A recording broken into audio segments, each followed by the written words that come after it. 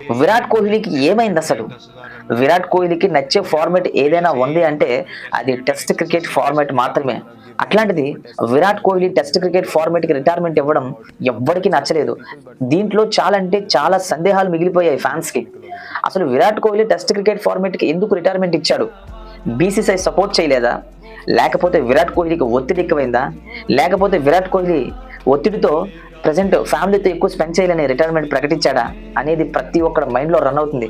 But నా ఉద్దేశం ప్రకారం విరాట్ కోహ్లీ సాధించాల్సింది మొత్తం సాధించేశాడు. తను చేయాల్సిన విధ్వంసం అంతా చేసేశాడు. నా లైఫ్‌కి ఇది చాలు. ఇకతో ఫ్యామిలీతో ఉంటే మంచిదే అని అనిపించిందేమో. అందుకే విరాట్ కోహ్లీ రిటైర్మెంట్‌కి ప్రకటించేశాడు. బట్ విరాట్ కోహ్లీ రిటైర్మెంట్ ప్రకటించుండకపోతే ఆ టెస్ట్ క్రికెట్ ఫార్మాట్ పై ఇంకా మోజు పెరిగేది ఫ్యాన్స్‌కి. బట్ ఇప్పుడు విరాట్ కోహ్లీ లేకపోవడం, దాంతో పాటు రోహిత్ శర్మ కూడా లేకపోవడం టెస్ట్ క్రికెట్ ఫార్మాట్‌ని చూడడానికి ఇండియన్ ప్లేయర్స్ కి ఇంట్రెస్ట్ లేదో. సో నిజంగా వాళ్ళిద్దరు ఉంటే ఖచ్చితంగా చూసేవాళ్ళం. మరి నీకెట్లా అనిపిస్తుందో కింద కామెంట్ చేయి. నచ్చితే లైక్ కొట్టు, ఇచ్చి పడేద్దాం.